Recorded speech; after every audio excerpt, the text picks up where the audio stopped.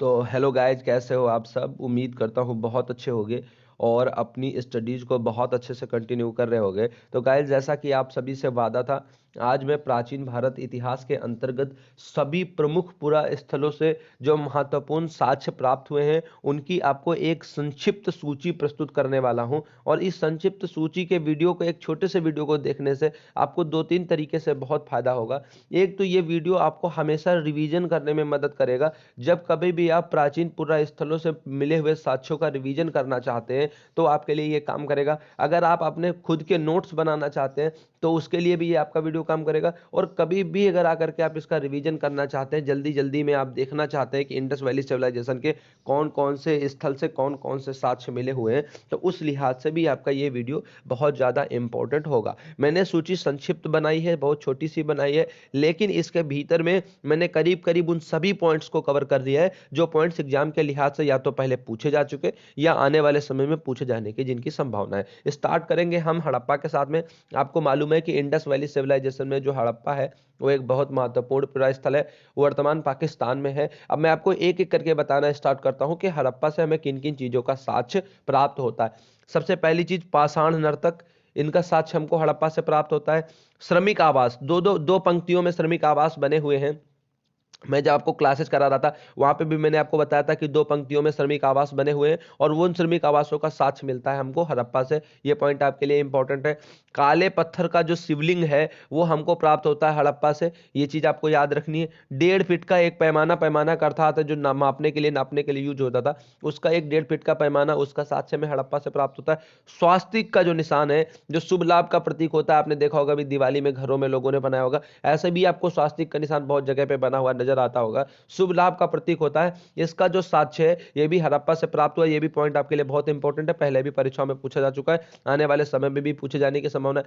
तांबे का वृषभ, तांबा जो धातु है उसका एक वृषभ, वृषभ का तात्पर्य बैल से, एक तांबे का जो बना हुआ बैल है वो यहां से प्राप्त हुआ है। धोती पहने और साल ओढ़े हुए एक व्यक्ति की जो मूर्ति है वो भी हमको इंडस वैली से प्राप्त होती है, इंडस वैली के हड़प्पा जो स्थल है वहां से प्राप्त होती है। अब बात आती है मातृ देवी की मूर्ति के बारे में। आपने इसके बारे में बहुत सुना होगा, एनसीईआरटी में भी पढ़ा होगा कि एक ऐसी मूर्ति मिली है जिसमें स्त्री के गर्भ से पौधा जो है वो निकलता हुआ दिखाया गया है। इसको क्या कहा जाता है? इसको कहा जाता है मातृ देवी की मूर्ति। तो जो ये आपकी मातृ देवी की मूर्ति, ये कहां से मिलती है? ये भी आपको हड़प्पा से प्राप्त होती है। प्रसादन मंजूषा, प्रसादन मंजूषा का मतलब आप एक तरीके से समझ सकते हैं कि सौंदर्य प्रसादन रखने की टोकरी, वो जो है उसका साक्ष्य हमको हड़प्पा से प्राप्त होता है। प्राचीनतम कृषक समुदाय के साक्ष्य, प्राचीनतम जो कृषक समुदाय के साक्ष्य, समुदाय के रूप में जो कृषकों के रहने के साक्ष्य, वो हमको यहां से प्राप्त होते हैं, क्योंकि दो दो की पंक्तियों में श्रमिक आवास मिले हैं।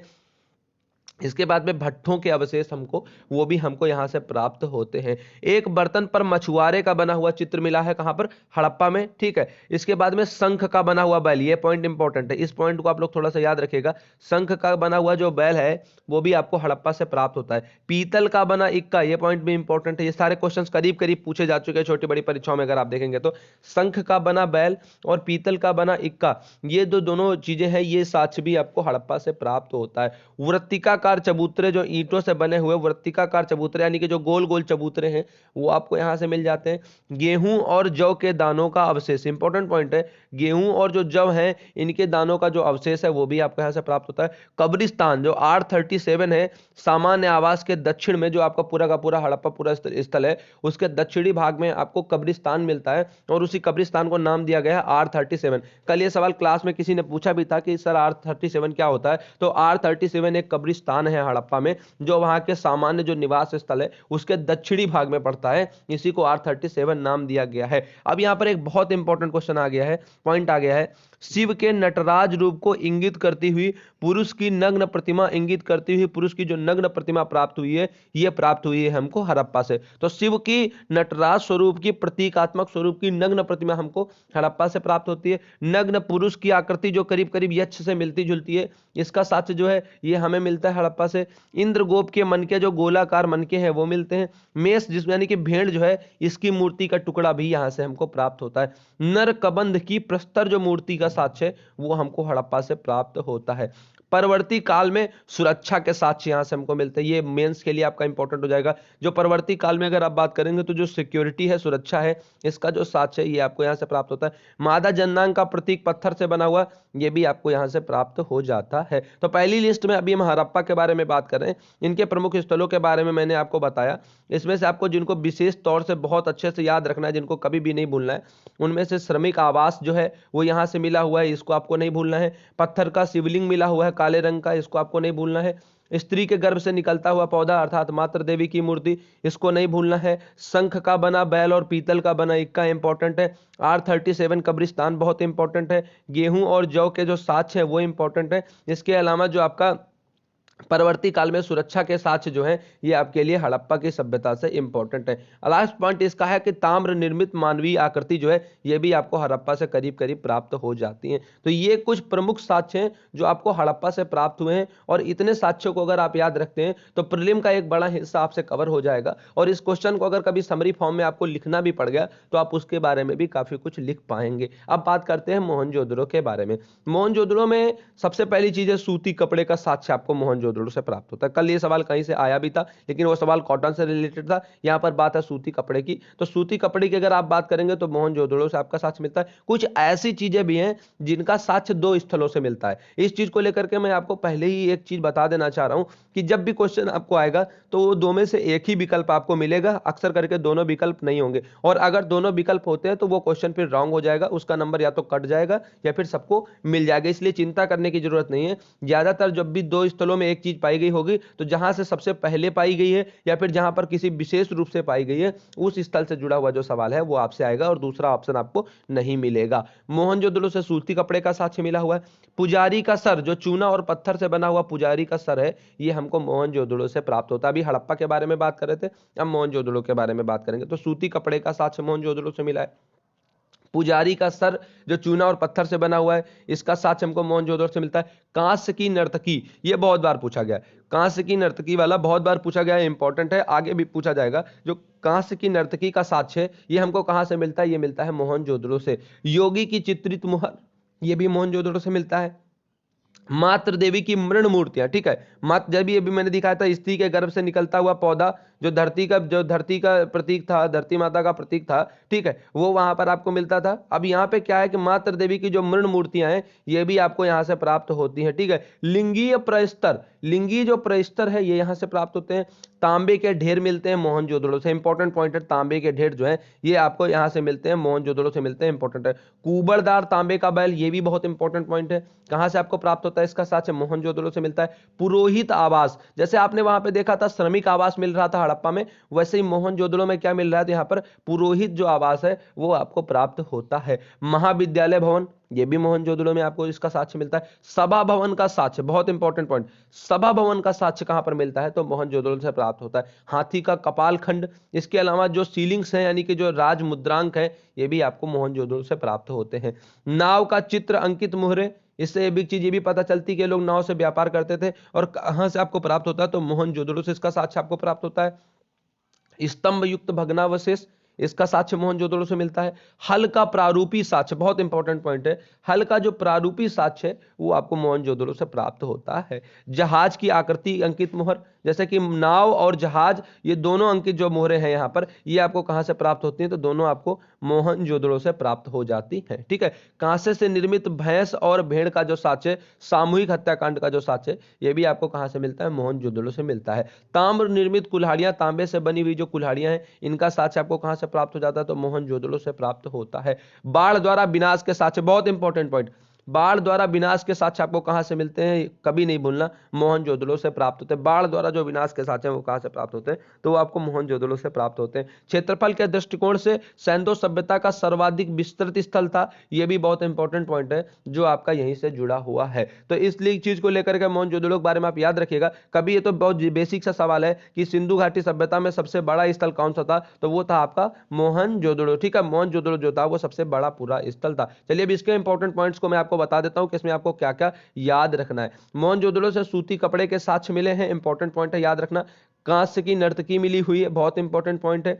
योगी की मुहर और मातृ देवी की मूर्तियां, ये दोनों इंपॉर्टेंट पॉइंट है। यहां से सभा भवन का मिलना और पुरोहित आवास, ठीक है, मोहनजोदड़ो में सभा भवन और पुरोहित आवास बहुत इंपॉर्टेंट पॉइंट है। हल का खिलौना जो प्रारूप मिला है वो इंपॉर्टेंट पॉइंट है। बाढ़ द्वारा विनाश के साक्ष्य इंपॉर्टेंट है। और सबसे बड़ा स्थल था, ये जो है एक इंपॉर्टेंट पॉइंट है। तो बात हो गई हड़प्पा और मोहनजोदड़ो के बारे में। अब बात करते हैं धौलावीरा के बारे में। धौलावीरा से सबसे इंपॉर्टेंट चीज ये है कि यहाँ से जलाशयों के बहुत सारे प्रमाण जो है वो हमको मिलते हैं, ठीक है। तालाबों के, जलाशयों के बहुत सारे प्रमाण मिलते हैं। निर्माण में जो है पत्थर का साक्ष्य मिलता है। तो धौलावीरा में जलाशय का जो साक्ष्य है ये आपके लिए बहुत इंपॉर्टेंट है, यहां से सवाल पूछा गया। पत्थर पर चमकीला पॉलिश, ये भी आपको मिलता है धौलावीरा से। त्रिस्तरीय नगर योजना, जैसे कि पूरी आप इंडस वैली सिविलाइजेशन देखेंगे तो हर जगह पर जहां जहां पर देखेंगे तो गढ़ी और निचला शहर, इस प्रकार से पूरा का पूरा जो इंडस वैली है वो दो पार्ट्स में था। वहां पर द्विस्तरीय नगर योजना थी, लेकिन धौलावीरा एकमात्र ऐसा स्थल है जहां से आपको त्रिस्तरीय नगर योजना देखने को मिलेगी। बहुत इंपॉर्टेंट पॉइंट है, बहुत बार ऑलरेडी सवाल इस पर पूछा जा चुका है। क्षेत्रफल की दृष्टिकोण से देखेंगे तो भारत में सैंधव स्थलों में जो है बात करेंगे तो सबसे बड़ा है। अभी जैसे मैंने आपको मोहनजोदड़ो के बारे में बताया, तो मोहनजोदड़ो के बारे में मैंने बताते हुए कहा कि वो इंडस वैली सिविलाइजेशन का सबसे बड़ा स्थल है। लेकिन इंडस वैली सिविलाइजेशन में अगर आप इंडिया के भीतर बात करेंगे, यानी कि अपने भारतवर्ष के भीतर बात करेंगे, भारत देश के भीतर बात करेंगे, तो क्षेत्रफल के दृष्टिकोण से धौलावीरा सबसे बड़ा है, ठीक है। धौलावीरा भारत में सबसे बड़ा है। और पूरे की बात करेंगे तो उसमें आपका जो मोहनजोदड़ो है वो सबसे बड़ा है। ये इंपॉर्टेंट पॉइंट है, आप जानकारी के लिए याद रखिएगा। घोड़े की कलाकृतियों के अवशेष आपको यहां से प्राप्त होते हैं। श्वेत पालिशदार जो पाषाण खंड है, सफेद रंग के जो पॉलिशदार पत्थर के अवशेष हैं वो आपको यहां से मिलते हैं धौलावीरा से। सैंधव लिपि के 10 ऐसे अक्षर प्रकाश में आए जो काफी बड़े हैं और विश्व की प्राचीन अक्षरमाला से क्या करते हैं, संबंध रखते हैं। ये तमाम सारे पॉइंट्स हैं जो आपका धौलावीरा से जुड़ा हुआ है और जो आपके लिए इंपॉर्टेंट हो सकता है। तो मैं फिर से एक बार आपको बता देता हूं कि आपको धौलावीरा के बारे में क्या क्या याद रखना है। देखिए, धौलावीरा से तमाम सारे जलाशयों के प्रमाण मिले हैं, जो पहला आपका इंपॉर्टेंट पॉइंट है, इसको नहीं भूलना है। यहां से त्रिस्तरीय नगर योजना प्राप्त होती है, बहुत इंपॉर्टेंट पॉइंट है धौलावीरा में। क्षेत्रफल के दृष्टिकोण से भारत में धौलावीरा सबसे बड़ा है, बहुत इंपॉर्टेंट पॉइंट है। इसके अलावा घोड़े की कलाकृतियों के अवशेष मिले हैं और यहाँ से सैंधव लिपि के वे अक्षर मिलते हैं जिनका दुनिया भर की जो प्राचीन अक्षरमाला है उसका रिलेशन वहां से नजर आता है। तो इस लिहाज से आपके लिए धौलावीरा इंपॉर्टेंट हो जाता है। अब बात करेंगे एक इंपॉर्टेंट बंदरगाह जिसका नाम है लोथल। लोथल से भी आपको सूती कपड़े का साक्ष्य मिलता है।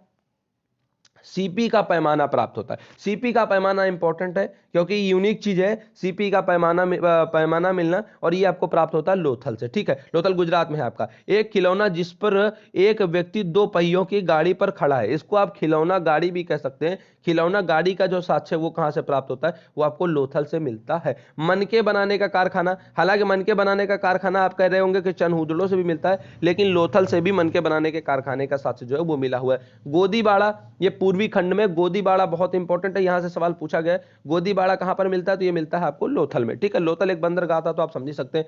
चावल व बाजरे की जो भूसी है वो भी आपको लोथल से इसका साक्ष्य मिलता है। अब यहाँ पर फारस की मोहरें मिली हुई, कहां की मोहरें मिली हुई है, फारस की, क्योंकि ये लोग क्या करते थे, ट्रेड करते थे, व्यापार करते थे, ट्रेड करते थे, इसीलिए जो है आपका लोथल से फारस की मोहरें भी मिली हुई हैं। अग्नि पूजा संबंधी जानकारी यहां से मिलती है। युग्मित समाधियां, 3 युग्मित समाधियां प्राप्त हुई हैं, ये आपका कौन सा पूरा स्थल है, ये है आपका लोथल। लोथल से क्या क्या मिला हुआ, 3 युग्मित समाधियां जो है इनके साक्ष्य आपको मिलते हैं। चिमनी का साक्ष्य मिला हुआ है, चिमनी आप जानते होंगे। स्केल का साक्ष्य मिला है।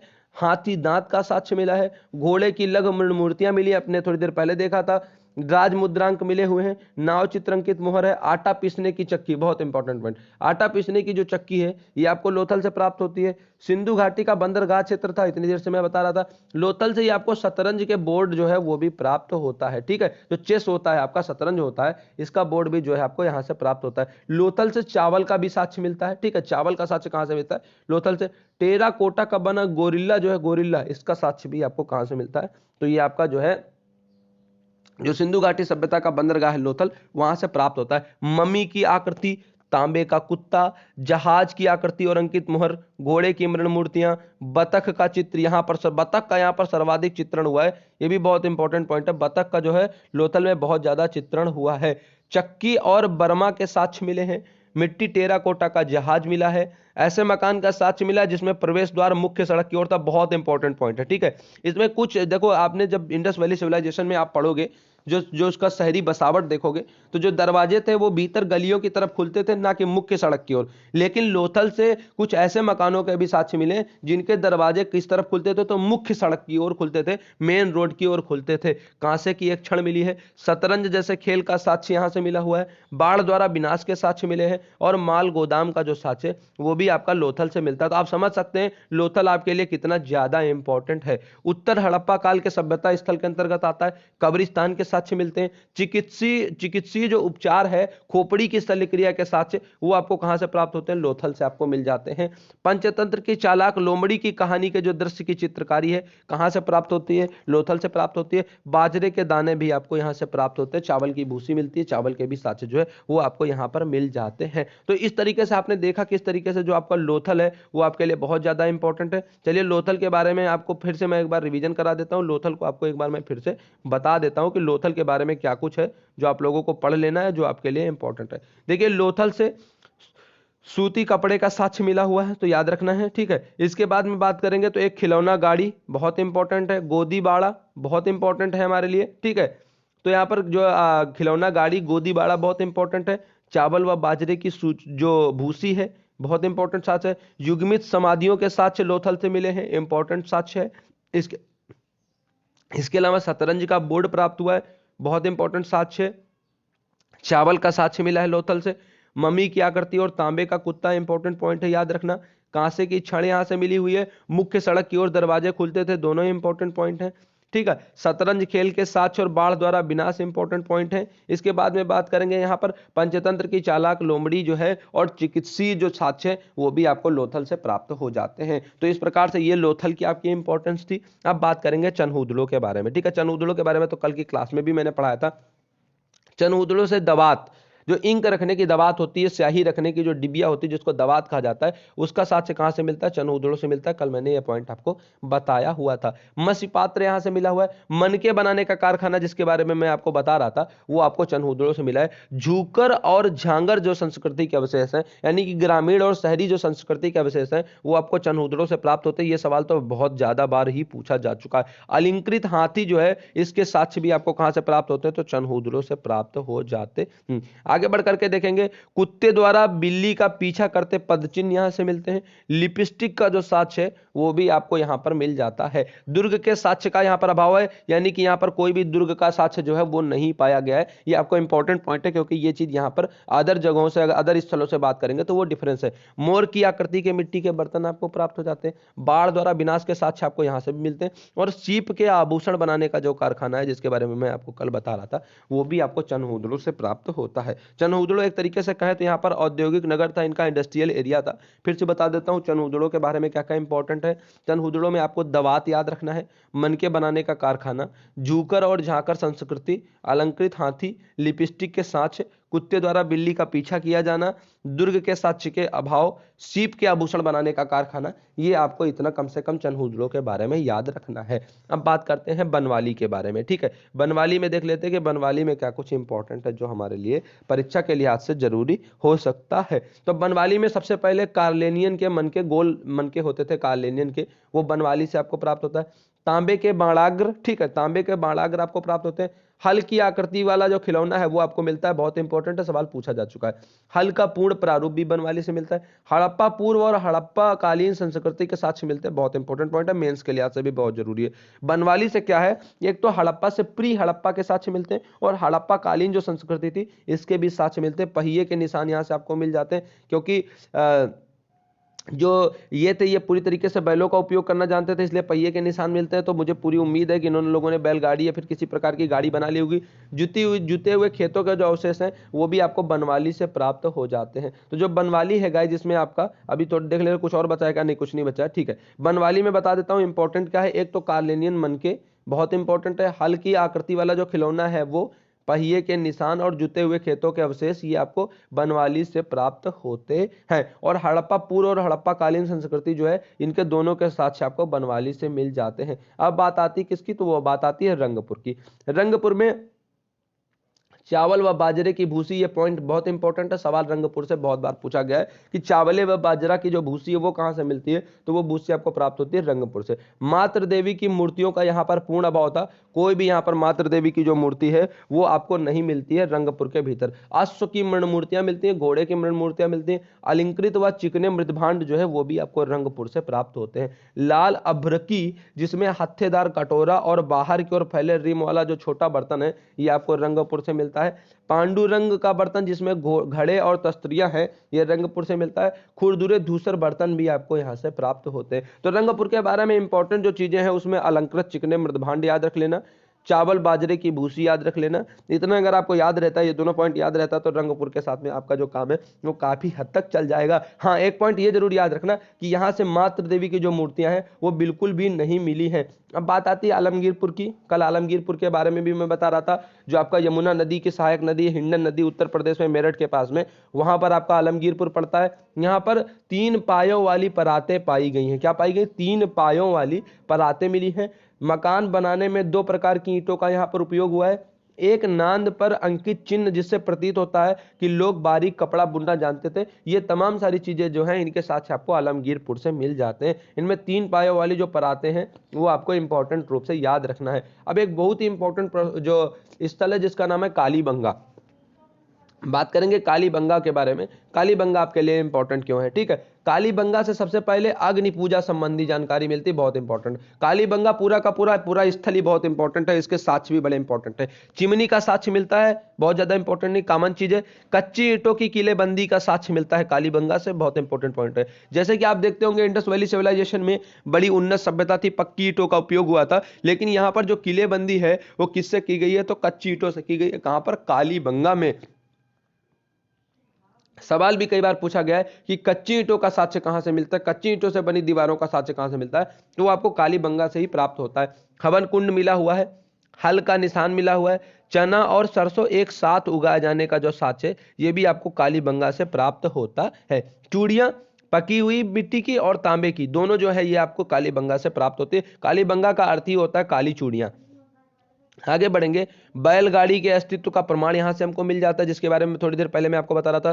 तंदूर, आंगन में खाना पकाने का जो साक्ष्य है वो भी आपको यहां से मिल जाता है। कहां से? कालीबंगा से। तांबे के मन के कालीबंगा से मिलते हैं। मातृ देवी की मूर्तियों का कालीबंगा में भी पूरी तरीके से अभाव है, कोई भी नहीं मिल रही है। सांड की खंडित मूर्ति कहां से मिल रही है? यह भी आपको कालीबंगा से मिलती है। सिलबट्टे का साक्ष्य, मसाला पीसने के लिए जो सिलबट्टा होता है उसका साक्ष्य आपको कालीबंगा से मिलता है। अलंकृत ईंटें बहुत इंपॉर्टेंट है। अलंकृत ईंटें कहां से मिलती हैं? तो ये भी जो आपका पूरा का पूरा कालीबंगा है, कालीबंगा से अलंकृत ईंटों का साक्ष्य जो है वो भी प्राप्त होता है। भूकंप के प्राचीनतम साक्ष्य कालीबंगा से। अश्व का अवशेष कालीबंगा से। बोस्टोफेदम शैली का जो साक्ष्य है ये भी आपको यहां पर मिलता है। बोस्टोफेदम शैली पर एक मैं अलग वीडियो बनाऊंगा तो मैं बताऊंगा आपको ये क्या होती है। ऊंट की हड्डियां, ऊंट की हड्डियों का साक्ष्य आपको कालीबंगा से मिल जाता है। लकड़ी की बनी नालियां, ठीक है, ये बहुत इंपॉर्टेंट पॉइंट है। लकड़ी की बनी नालियों वाला, इसको हल्के मत लीजिएगा, बहुत इंपॉर्टेंट पॉइंट है। लकड़ी की बनी नालियां ये आपको कहां से मिलती हैं? तो ये आपको मिलती है कालीबंगा से, ठीक है, जो कि साक्ष्य अदर जगह से नहीं मिला है। मेसोपोटामिया की मुहर मिलती है यहाँ पर। सुरती की उष्मा से पकी हुई ईंटों का साक्ष्य मिलता है। निचले शहर के दुर्गीकृत होने का साक्ष्य, बहुत इंपॉर्टेंट बात है। कालीबंगा में निचला शहर भी क्या था? दुर्गीकृत था। जैसे आप देख रहे होंगे कि शहर 2 हिस्सों में बटा था, गढ़ी और निचला शहर। तो गढ़ी जो होता था वो दुर्गीकृत होता था, निचला शहर दुर्गीकृत नहीं होता था। लेकिन यहाँ पर जो कालीबंगा है आपका, यहाँ पर निचले शहर को भी दुर्गीकृत होने का साक्ष्य मिलता है। हड़प्पा पूर्व और हड़प्पा कालीन संस्कृतियों के जो साक्ष्य हैं ये दोनों साक्ष्य आपको कहाँ से प्राप्त हो जाते हैं? ये आपको प्राप्त हो जाते हैं कालीबंगा से। तो इसमें बिफोर मतलब प्री हड़प्पा और पोस्ट हड़प्पा दोनों के जो साक्ष्य हैं आपको वो कहाँ से मिलते हैं? तो वो आपको यहाँ से मिलते हैं, जो आपका पूरा का पूरा कालीबंगा है यहाँ से। कब्रिस्तान का साक्ष्य कालीबंगा से मिलता है। विकसित कुटीर उद्योग जो है आपका, कुटीर उद्योग का जो विकसित कुटीर उद्योग है, डेवलप कुटीर उद्योग है, इसके साक्ष्य कालीबंगा से मिलते हैं। चिकित्सीय उपचार जो खोपड़ी की शल्य क्रिया का साक्ष्य है वो भी आपको यहाँ से भी मिल जाता है। तो चलिए एक बार फिर से मैं आपको बताना स्टार्ट करता हूँ कि कालीबंगा आपके लिए किस लिहाज से इंपॉर्टेंट है और कालीबंगा से आपको क्या कुछ पढ़ना है, ठीक है। अग्नि पूजा संबंधी जानकारी, हवन कुंड के साक्ष्य, हल का निशान, ठीक है, तांबे के मनके, तंदूर का साक्ष्य, मातृ देवी की मूर्तियों का न मिलना, सिलबट्टे का साक्ष्य, अलंकृत ईंटें, भूकंप का साक्ष्य, अश्व का अवशेष, मेसोपोटामिया की मुहर, निचले शहर का दुर्गीकृत होना, हड़प्पा कालीन और हड़प्पा पूर्व साक्ष्य, विकसित कुटीर उद्योग, ये जो इंपॉर्टेंट पॉइंट है इनको आपको याद रखना है कालीबंगा के बारे में। अब बात करते हैं सुरकोटदा के बारे में। सुरकोटदा के बारे में मैंने आपको कल भी पढ़ाया हुआ था, आज फिर बता देता हूँ। सबसे इंपॉर्टेंट चीज जो बहुत सुरकोटदा से पूछी गई है वो है अश्वास्थ यानी कि घोड़े की हड्डियां। तो घोड़े की हड्डियां जो अस्थिपंजर का साक्ष्य है वो आपको सुरकोटदा से मिलता है। बैल की पहिएदार मूर्ति कहां से मिलती है? सुरकोटदा से मिलती है। अस्थि कलश कहां से प्राप्त हुआ है? यह भी आपको सुरकोटदा से प्राप्त होता है। बड़ी चट्टान से ढकी एक कब्र, इसका साक्ष्य भी आपको कहां से मिलता है? इसका साक्ष्य भी आपको सुरकोटदा से ही प्राप्त होता है। तो ये आपके लिए बहुत इंपॉर्टेंट हो जाएगा। इसके बाद में आगे बात करेंगे तो पत्थर से ढके जो कब्र का साक्ष्य है, एक बड़े पत्थर से कब्र को ढका गया है, इसका साक्ष्य जो है आपको सुरकोटदा से मिलता है। बड़ी आकार की चट्टान से ढकी हुई जो एक कब्र है जिसके बारे में बता रहा था, सुरकोटदा से मिलता है।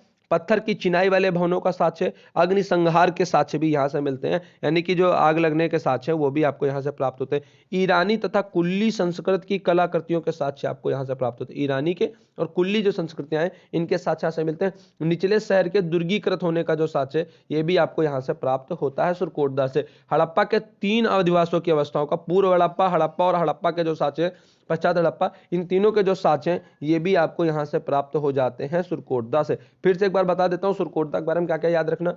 तो अश्वास्थ याद रखना, घोड़े की हड्डियां।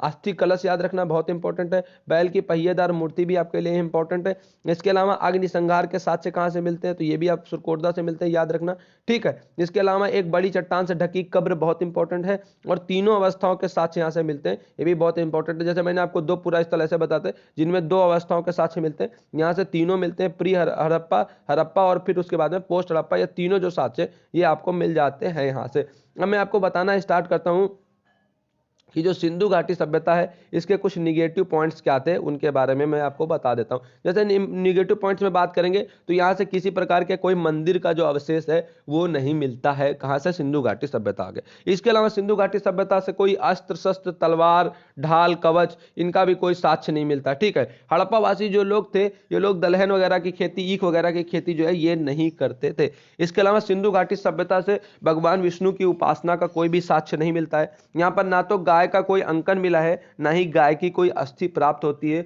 जो आप देखेंगे अभी जब मैं आपको वैदिक काल पढ़ाऊंगा तो वैदिक काल में जैसे गाय आपके लिए बहुत इंपॉर्टेंट होती है, लेकिन इंडस वैली सिविलाइजेशन में गाय का आपको कोई भी साक्ष्य जो है वो नहीं मिलता है। इसके अलावा ये लोग लोहे का उपयोग करना नहीं जानते थे, लोहे के बारे में इनको कोई जानकारी नहीं थी।